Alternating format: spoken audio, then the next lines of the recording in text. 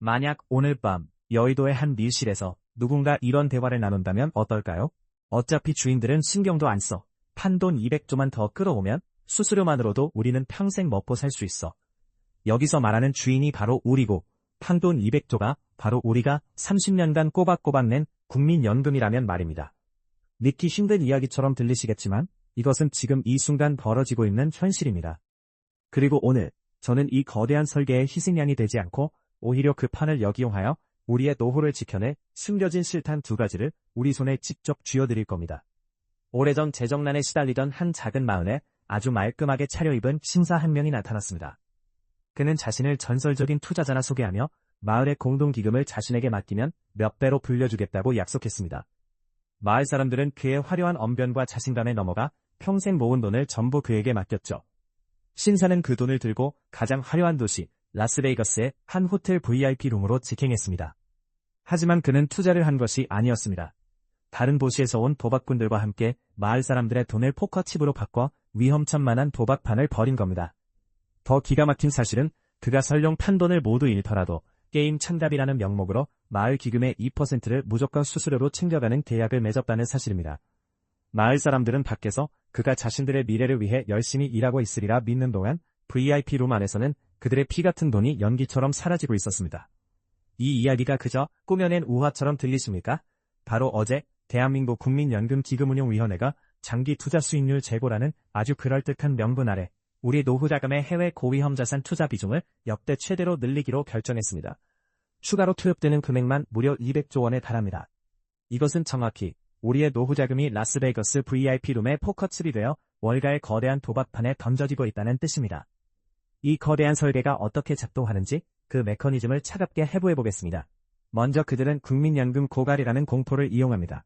이대로는 연금이 바닥나니 더 높은 수익을 내기 위해 어쩔 수 없이 위험하지만 수익성 높은 곳에 투자해야 한다는 논리를 내세웁니다.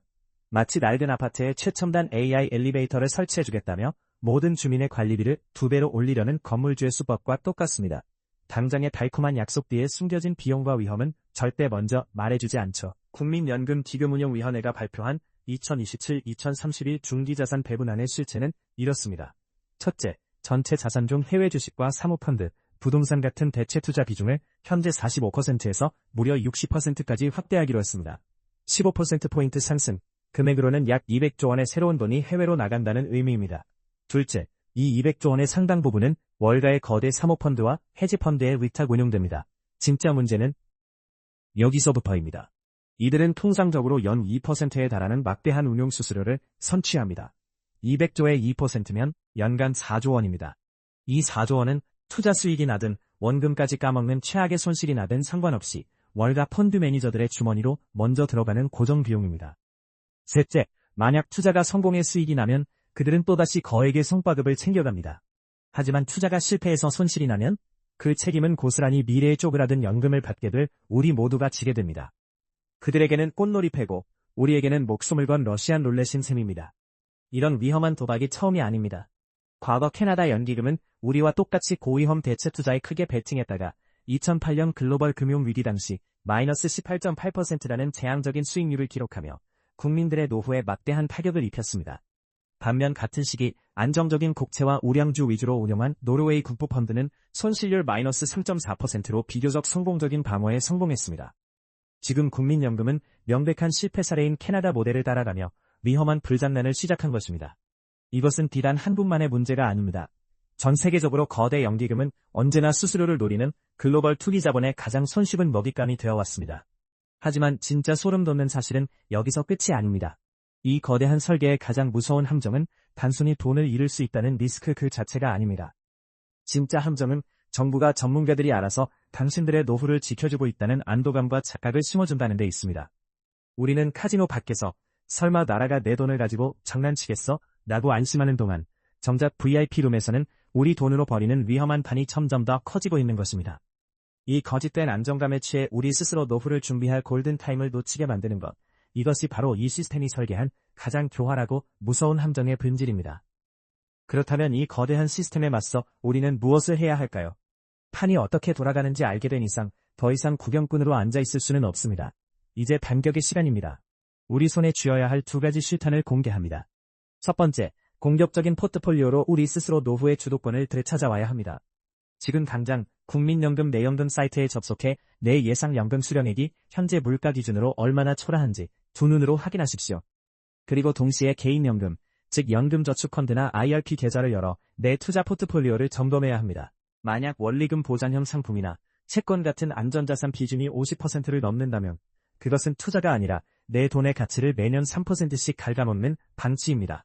연말정산 세액공제 한도인 연 900만 원까지는 반드시 미국 대표지수인 S&P 500이나 기술주 중심의 나스닥 100 지수를 추종하는 저비용 ETF에 매달 적립식으로 투자하십시오.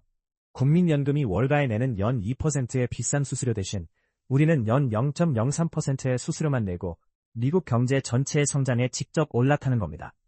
이것이 국가의 위험한 도박을 개인 차원에서 해지하는 가장 강력한 공격 무기입니다.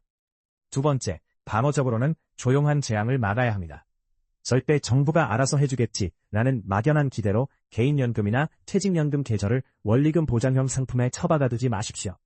앞서 말씀드린 국민연금의 도박은 실패할 가능성이 있는 위험이지만 인플레이션을 따라가지 못하는 예금 상품은 내 노후를 100% 확률로 가난하게 만드는 확정된 재앙입니다. 공격적인 투자가 두렵다면 최소한 물가 상승률을 이기고 안정적인 현금 흐름을 만들어주는 미국 배당 성장 ETF, 예를 들어 SHH 같은 상품의 자산의 일부라도 반드시 배분해 두어야 합니다. 연 4에서 5%의 배당금은 최소한 내 자산 가치가 녹아내리는 것을 막아줄 훌륭한 방패가 될 것입니다. 결국 중요한 것은 눈앞의 작은 수익률 숫자가 아니라 불확실한 미래의 내 전체 자산의 실질적인 구매력을 지키는 방어력입니다. 결국 정부라는 카지노 매니저에게 모든 칩을 맡길 것이 아니라 우리 스스로 판을 읽고 우리만의 칩을 따로 관리하는 지혜가 필요한 때입니다. 우리 연금 200조의 월가 투입, 이것이 우리 노후를 위한 어쩔 수 없는 최선이라 보십니까? 아니면 그들의 배를 불리는 위험한 도박의 시작이라 보십니까? 댓글로 우리 집단 지성의 목소리를 모아주시길 바랍니다. 알아야 이길 수 있습니다.